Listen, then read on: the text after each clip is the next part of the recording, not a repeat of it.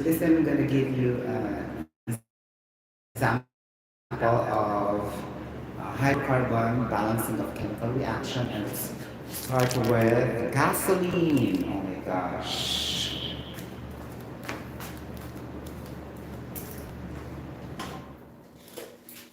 It's so very cold. I just got the AC. Okay. Ito red na red, o diba? Red na red. Nakaloka. Okay. So before going further, I may discuss first the definition of combustion, incomplete combustion, and complete combustion. So there are two types of combustion processes or combustion chemical reactions: the incomplete combustion reaction and the complete combustion reaction. So we mean of combustion, that is a rapid oxidation of hydrocarbon or a fuel to produce carbon dioxide and water. Okay? Now guys, if the problems or examination in the future, if you encountered solving problems pertaining to combustion, if that is not specified there, the adjective, whether it is incomplete or complete, that is automatic combustion. Ha! You will use complete combustion unless otherwise specified. To the point. Something like that. So, incomplete combustion, so there is an insufficient amount of oxygen, and then it will not result to a complete conversion of hydrocarbon into carbon dioxide and water. Okay? The clue is insufficient oxygen, number one. Clue number two, incomplete or not fully converted hydrocarbon to carbon dioxide and water. So, not complete. Okay? Not complete.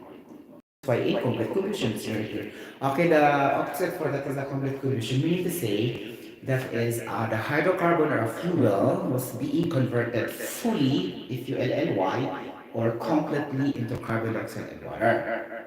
And then, like this. Okay? I will show you in the whiteboard for clarity. Okay? To the point, guys. Okay, ganon. Oh my gosh, nakakaloka. Hmm. Bali ko nakita sa nakita yung content, diba? Okay, so we have here.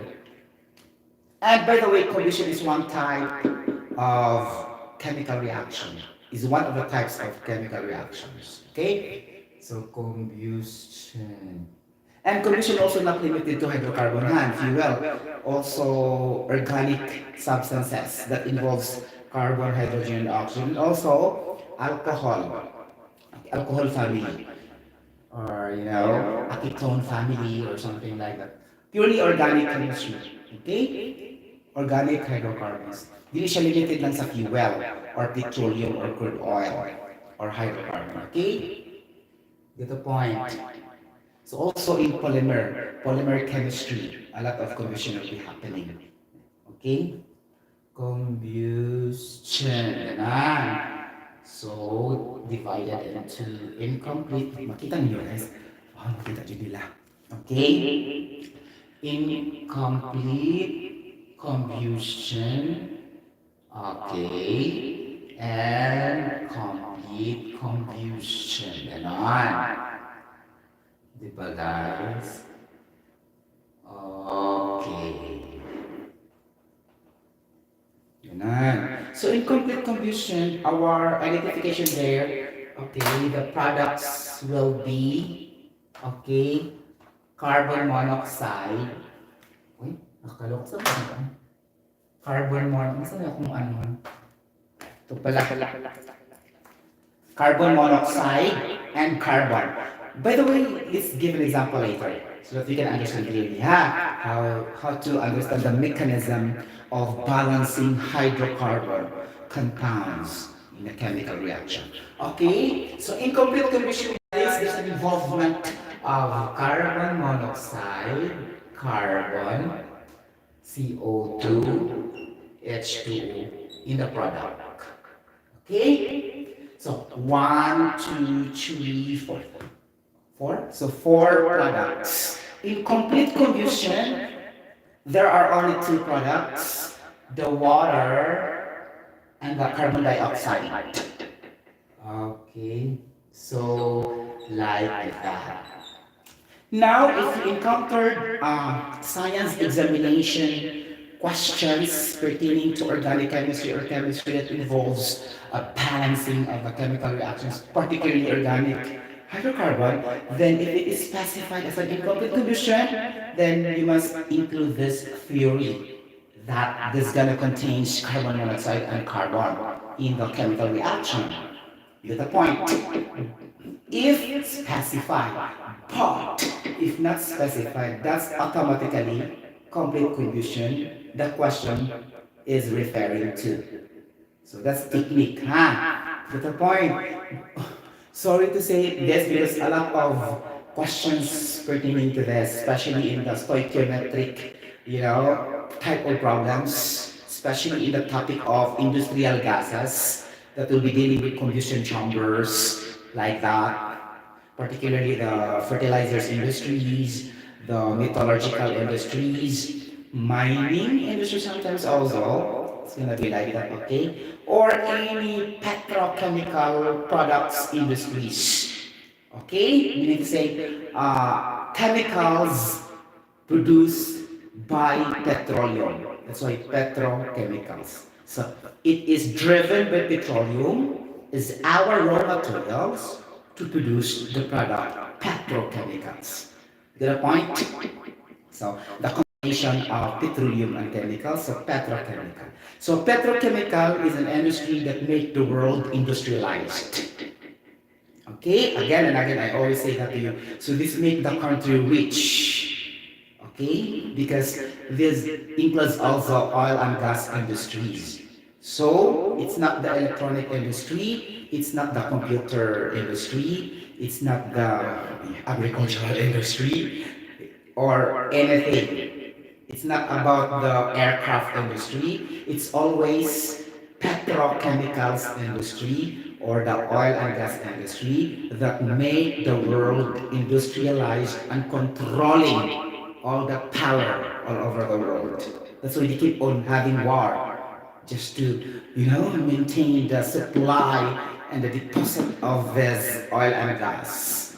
The control is in the oil and gas, and everything will follow. Okay, if the oil is very high, and then the food also will go high. So the basis will be the oil and gas supply. Okay, so kanang mga electronics kan dari na siya ng mga computers or whatever. Okay, so I will never forget this also because this come out also in the board examination, in one of the chemical engineers board examination. So the question is, what particular industry that make the world industrialized? A, electronic industry, B, computer and technology industry, C, the medical technology, D, the mining industry, E, petrochemical and oil and gas industry. Your answer will be petrochemical or oil and gas industry that make the world industrialized and controlling all the power all over the world. Get the point? It's not even agriculture. Okay? Get the point, ha? Huwag hindi makapadato sa tibok kalibutan ang oil and gas petrochemical industries. So that's why we need to give focus on the process chemistry of hydrocarbon, especially the petroleum chemistry and the polymer chemistry also. Related lang siya, guys. For example, if you are taking the masters of chemistry, you have to choose what specialization you are taking. Well, you will take polymer chemistry, hydrocarbon chemistry, nuclear chemistry. So you will choose NS if you will try to take NS chemistry. Okay? After graduating BS chemistry or after graduating BS chemical engineering, something like that. Okay? Or any engineering graduates that pursue a master's in chemistry also. Get the point? Magpili yun mo asa mga type of chemistry sa inyong thesis or feasibility study. Ganon. Okay? Engineable being hydrocarbons. Na dati ang daghang kwarta. Okay? Highest paid professionals are in the oil and gas industries and petrochemical industries. Get the point? Okay, especially if you are process engineers there. Oh my gosh. I cannot I cannot elaborate further. Okay? Ganon. So ato dyan i-discuss mga palangga ha, kaya mo ni makapadato ang oil and gas. Okay, sa tibuok kalibutan. Okay.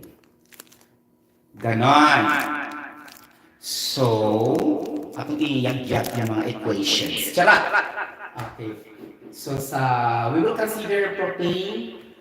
Kay, I, I know that the gasoline is very complicated. Gasoline hydrocarbon combustion process. So, sa propane na sa tanabasi guys ha? Propane. So, propane C3H8. Okay? Ito yung mga palangga, kumainin ninyo ha? C3H8. Ganon. O, diba? O, mga ganon. Okay. C3H8. So, propane na siya guys. So, propane is an example of LPG ha? Liquefied petroleum gas that we are using in our kitchen. Okay, in cooking.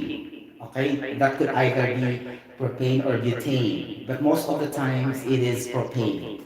Liquefied petroleum gas. And we have also liquefied natural gas, the LNG, which is the natural gas. The methane, CH4. Okay? Ganon. So, ako sa memorized ang kanang hydrocarbons, starting from methane, okay? Okay, completely memorized the hydrocarbon family, ha? Para wajib makagawa sa mga makalusot sa examination, makawajib na ito perfectly. Ganon. So, methane. Doon ang technique. Okay? C2H4. Ako lang yung memorize. Kapoy na kasi gamit-gamit sa formula. Oy. Gas-gas na kayo mga CnH2n plus 2, CnH2n, mga ganon, di ba? Okay. C2H. Pero makalimut ko kung gamitan formula guys ha. C2H6. Ethane. Okay. And then propane C3H8. Right? Propane. This is just like mathematics. Guys have follow the pattern. Okay. Increasing pattern ascending order. Okay. Butane. Butane ba siya? Yes. Nakakaloka. Okay. Butane. Okay. Butane. Okay. Then, after butane, we have the pentane. Okay. Pentane. Nakita ninyo guys? Okay. Okay. So without this hydrocarbon also family, we need to say we cannot also have good food. Right? Because if we'll never use this in cooking also, how can we have a good food to eat in the restaurants? So this also very useful, right? Especially the propane and the butane, the liquefied petroleum gas. Most of the restaurants are using this. Don't tell me there's the wood. It will not be finished easily their food menu in a very, classic hotel or in a very good restaurant. So we need to say this is very, very, very useful in our daily survival in cooking, right? The hydrocarbon chemistry, propane, butane, okay? Though also electricity is can use electric heater, but that's not advisable in Asia. Okay, in Middle East it's okay because the source of electrical is cheap, but for other parts of the world, electrical energy is high. We cannot use the electrical heater to cook food. It's always LPG, okay? Like that. But here, I can use electrical heater by using electrical energy, not the fuel. Okay, there's no issue. But what I mean in another parts of the world, the cost of electrical energy or the electricity is very, very high. Okay? So, ganon. Sumunod siya matabo, guys. Okay. So, C6H14, this is, hexane. Okay. Nakakataas na kayo ng discussion guys, okay? So, C8H16, this is, okay. octane. Okay, ganon.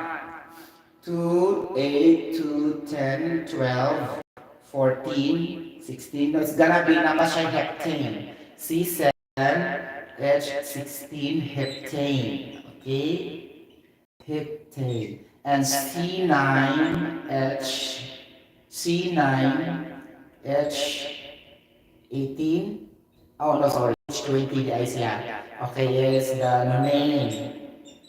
Nonane. And then C10 to H22 is the decay. There's no 11. There's no 11 carbon atoms. Actually, 34s have, but it's not really widely used.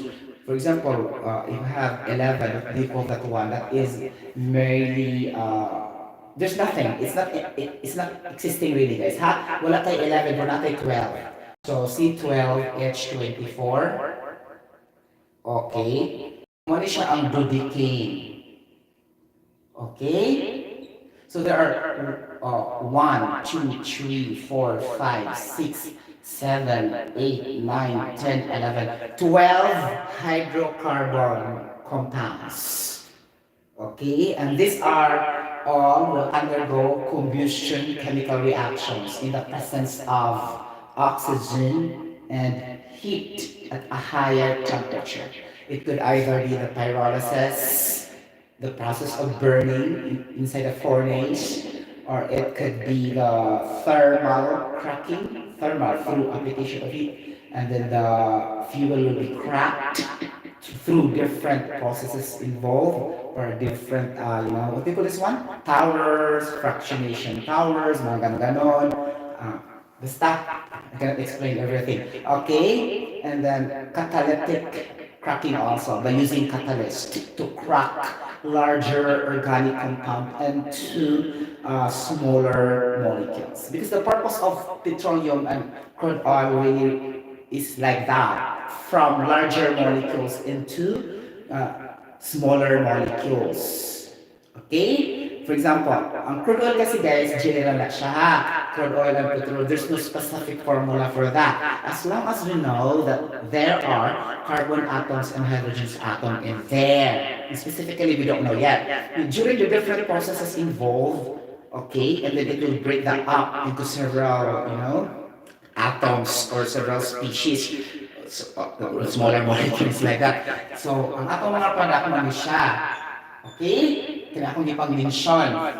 Methane, ethane, propane, butane, butane, and then also, we have also kerosene like this, okay? Diesel fuel like that. Okay, gasoline is octane, right? It's already there. And then we have jet fuel like this, asphalt, okay, bitumen like that, okay, fuel oil like that, okay, and a whole lot more. Okay, mga gases, chuba chucho for cooking and also for the lighter. Lighter in igniting. The lighter ignite, then it will, for the smoking, the cigarettes. These are also one of the products of petroleum or crude oil. Okay, not limited only for, gasoline, something like that. So, mga siyang mga products. Okay? So, ibig sabihin, crude oil and petroleum are raw materials. Okay, then it will be converted into useful products such this, methane, ethane, propane, butane, pentane, something like that. Kerosene, jet fuel, asphalt, bitumen, fuel oils, and everything, chuba chuchu, and other derivatives. Because sometimes also products will produce another product. So those are what we call byproducts. After the products are being produced, and it will produce another byproducts also during the chemical reaction, especially if the reaction are very vigorous, having violent chemical reactions, especially most of this organic compounds really, higher explosive rating, or meaning higher flash points that it could readily ignite. Okay, when you add oxygen at a higher temperature during heating. So make this in the environment is really an exothermic environment. There's a release of heat.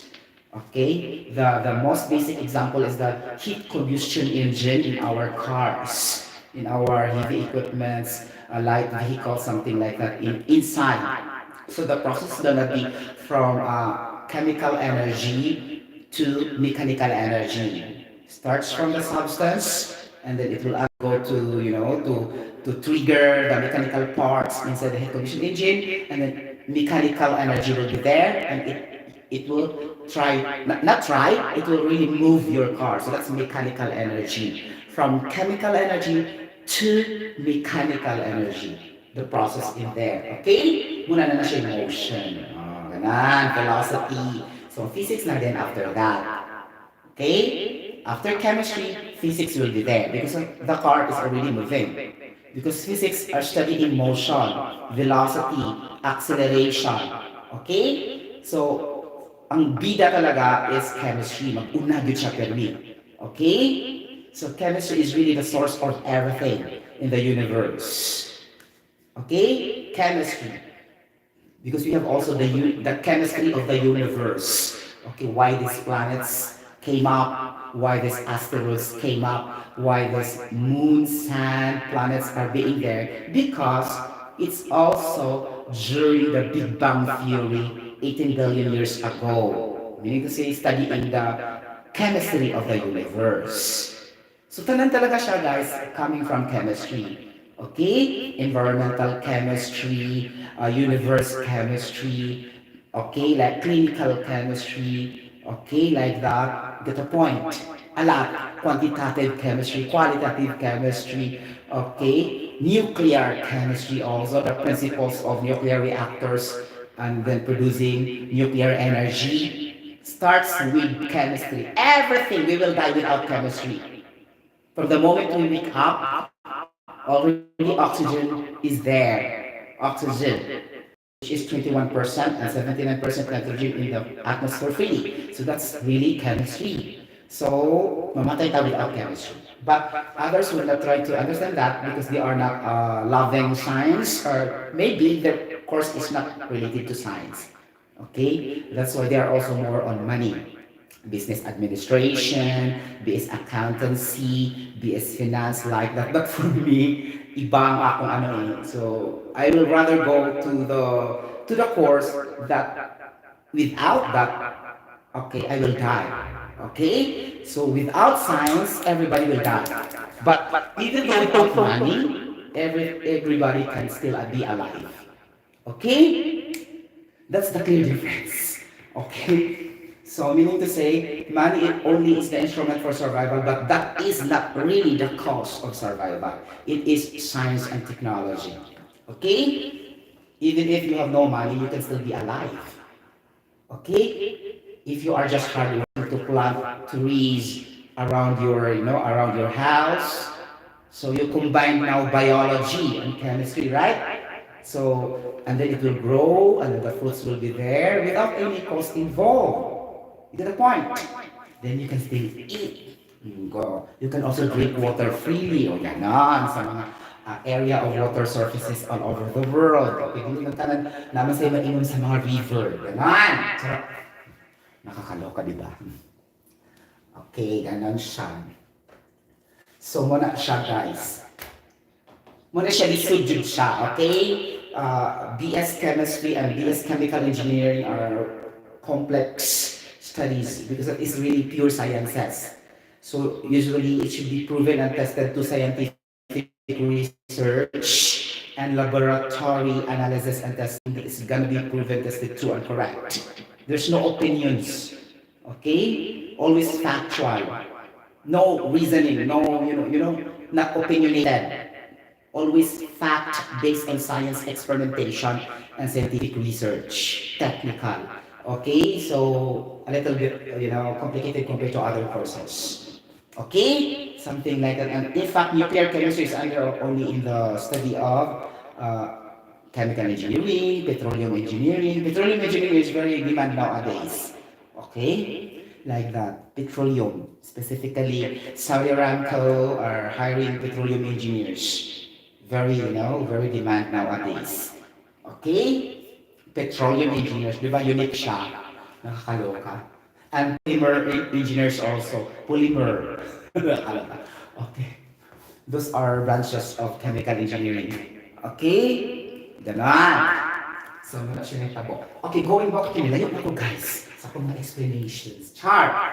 So, propenta sa C3H8 mo, C3H8 na gintaha, ganon. Panahurot man akong pinterpin guys.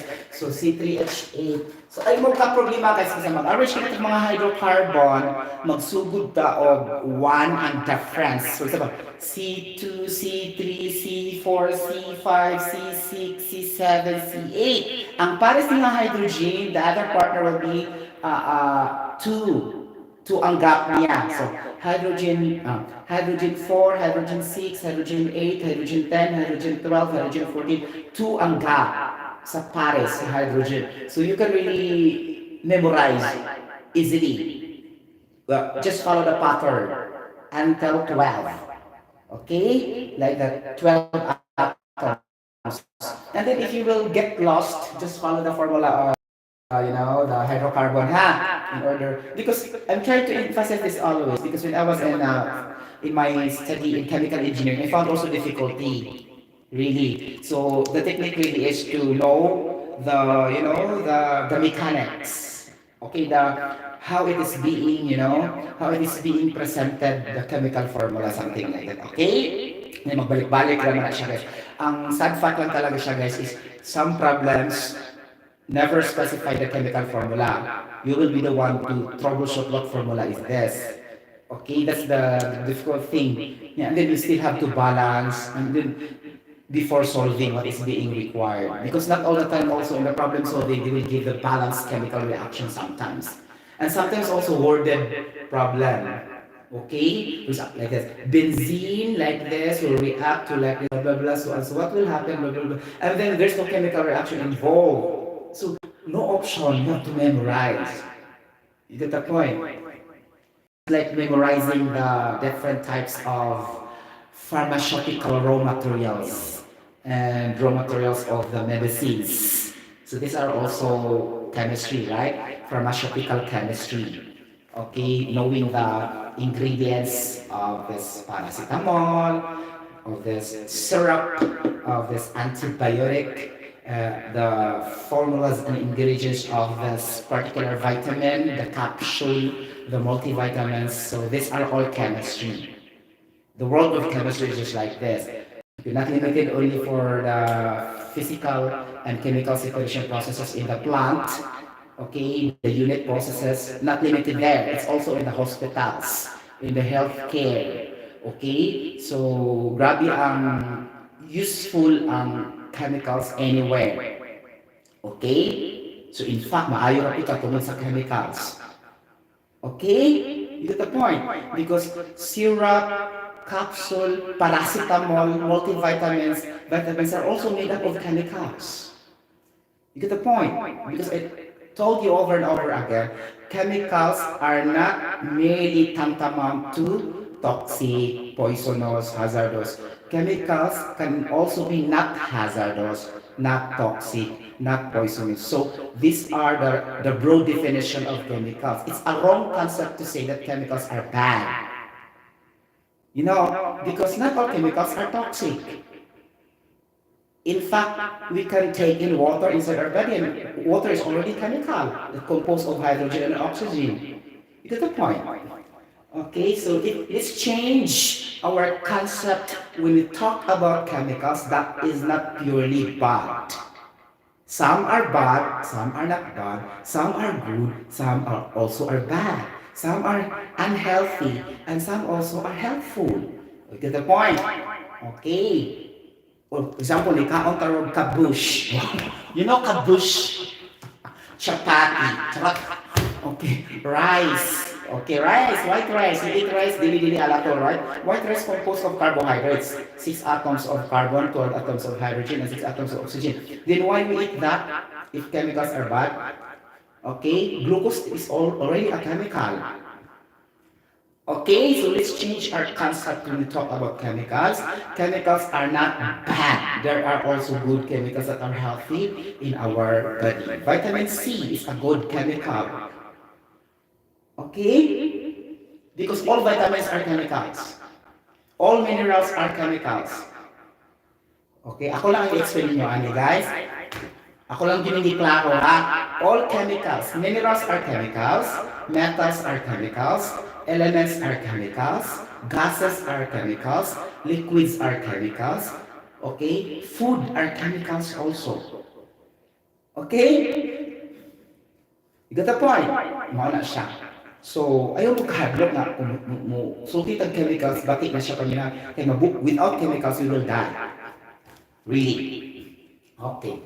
Ang oxygen pa lang daan, hindi ta makalangat ng oxygen, patay na ta. Oxygen is a chemical.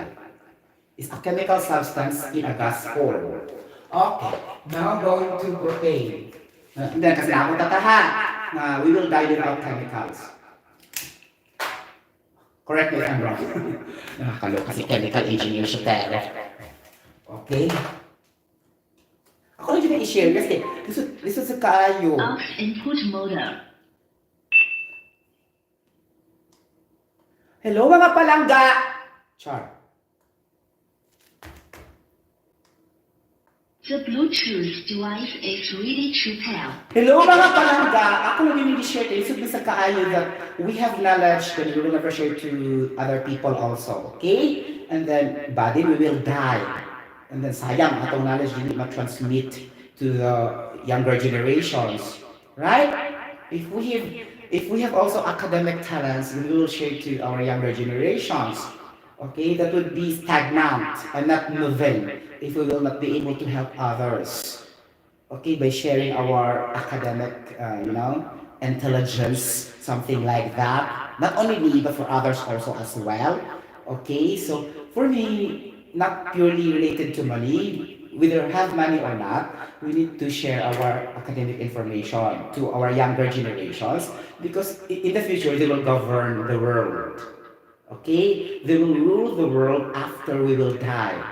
Okay? Because we are going old and another will follow, the children, our children. So we will need to give them enough knowledge to have scientific research for the global, improvement of their era in the future, right? Who knows? They can create a car at the same time it will fly, right? A car at the same time it will be moving in the water, and at the same time also it will fly just like an airplane. So 3-in-1 vehicle. We don't know because during modernization and we are equipped with technology, and we keep on have continuous study. Scientific research, it's possible. Because before also in the Stone Age, in the Iron Age, there's no also like this before, right? The live streaming and vlogging, and you can see me right now. Through continuous scientific research of our older scientists and the present scientists also we have now, then we can create advanced technology. But who knows also we can create that in the near future. Okay? 3-in-1 vehicle. A vehicle that will run in the land and at the same time it will be controlled, okay, manually or digitally, and then after that also it can also fly like an airplane, and then going back it can also be living in the sea. Not perfect, right? 3-in-1 vehicle. So there's no traffic anymore. For example, if my car, this is one imagination, as I told you, to become a genuine engineer and legit engineer, dili siya dekorasyon ba, dili siya kanang engineer siya nga anay yun, okay? We should have a wild imagination. Okay, we should maximize our intelligence, not only limiting to what we learn in school, okay? Or what we learn in the books. We should intensify that outside from the backs, okay? So we should think the possibilities around us in our surrounding. For example, if I will create a vehicle that will move in the sea and at the same time it will fly. So it will also dwindle. It will also curtail the problem of traffic in the road. For example, I'm riding now, straight going there, like that, and very traffic, and then I will just push. It will fly a little bit, the device is special, and the traffic will be reduced, right? So in the future, it will be like that also. Two-in-one, three-in-one vehicle, a vehicle that will fly, and at the same time it will go to the land, and sometimes also the vehicle that will go to the sea, and it will fly also. Diba? Okay, diba? Ang saya-saya. Wild imagination. It's gonna be like that. It's possible. It's magical because that's through science. We can compute everything around us. Okay, we can compute the time, we can compute the impulse, the momentum, the velocity, the acceleration. Okay, so it's possible really. We can use the Bernoulli theorem if you wanted to also. Bernoulli equation, the pressure with regards to the temperature, the flow rate, and everything around us. So every objects around us we can compute whether it is stagnant or not moving. Okay, by having its own mass. Okay, molar mass, molecular weight, density, like that, mga ganon, viscosity, surface tension, oh, di ba? So if we will know science very, very well, everything can happen. All we have to do is very rigid and extensive scientific research and some financial resources. Okay, that's why we train our young students to become scientists also. Okay, like that, and our school also are train them to have a lot of competition regarding science. For example, innovations on experimental projects, investigatory projects like robotics. You know robotics? Okay, so they train really our young generations to do that, to have critical thinking, wild imagination that these things are possible with scientific research, back up also with practical application of mathematics. It's gonna be like that always, guys. Okay, did you pwede walang mathematics, guys? Science and mathematics are partner with each other. Okay? Because mathematics is a tool to understand science. Okay? To understand better well the theory and concepts, that's why we have a tool, numerical tool. A numerical tool that is quantifiable and measurable to understand the concept, to understand really the scientific research, the data. That's why we have equations, formulas. That the purpose of that is quantifiable and measurable to really understand the theory and concepts. Okay, for quick and faster understanding, because if without the tool we cannot really understand because it's not quantifiable, it's not measurable, right? It's always like this, we are always imagining things around us, so that's not facts. It's something always like that. It should be measurable and quantifiable. That's why we have experimental basis on that, experimental basis analysis in the laboratory, like that, whatever types of laboratory you have. Not limited to chemical laboratory. Okay, there's also laboratory in the manufacture of toys, laboratory in the manufacturers of cars, laboratory in the manufacturers of a chemical nuclear reactor, like that. You get the point? Ang mga heat exchangers, mga ganon, o diba? Mga absorbent towers, fractionation towers, distillation column towers. There's also laboratory for that particular units or equipments. Not limited only for chemicals also. But I mean is laboratory in general. Okay? You get the point? So that we can validate and quantify the theory and concepts that we have, the data we have gathered. Na din siya mga computations, practical applications of mathematics. Okay, could it be algebra? It could be a differential calculus, differential equation, advanced engineering mathematics, probability and statistics, like that. Okay, what else? No, what is it? Trigonometry, analytic geometry, o ganon, di ba? Sa special. Okay, ganon. You combine all this mathematics practical application together with the technology, and then following the sequence of the data you gathered through your scientific research, and it will take years to prove that. Okay, and after that, it will become a scientific theory, a scientific law. Okay, before become a scientific theory, it will just become a scientific law. Okay, law means a lot of mathematical representation. Okay, for example, I have Q is equals to mcp dt. So meaning to say this is my scientific law regarding ideal gas law, the general gas equation. Okay, but the fuse an ideal gas law, something like that. So, saan naman ang ideal gas law? Oh my gosh, ideal gas law that most of the gases will behave at a value of 1 for their compressibility factor Z. Oh, nakakaloka na. Nagka-deeper. Charot! And then, the gases are moving really in a, random. What you could be random? Kanang scattered siya, ba? Hindi siya laminar. You get the point? Okay. So, muna siya natabo. Muna, hindi na ito i-study yung intermolecular forces.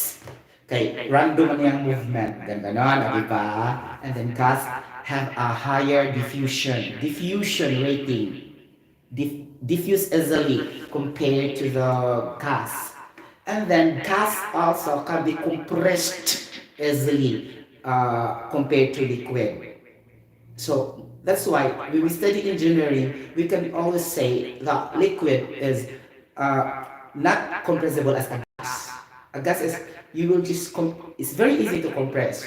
Okay, because it is lighter, lighter compared to liquid, like that. So if that is easy to compress, meaning to say it has a higher value of diffusion rate. It will diffuse easily.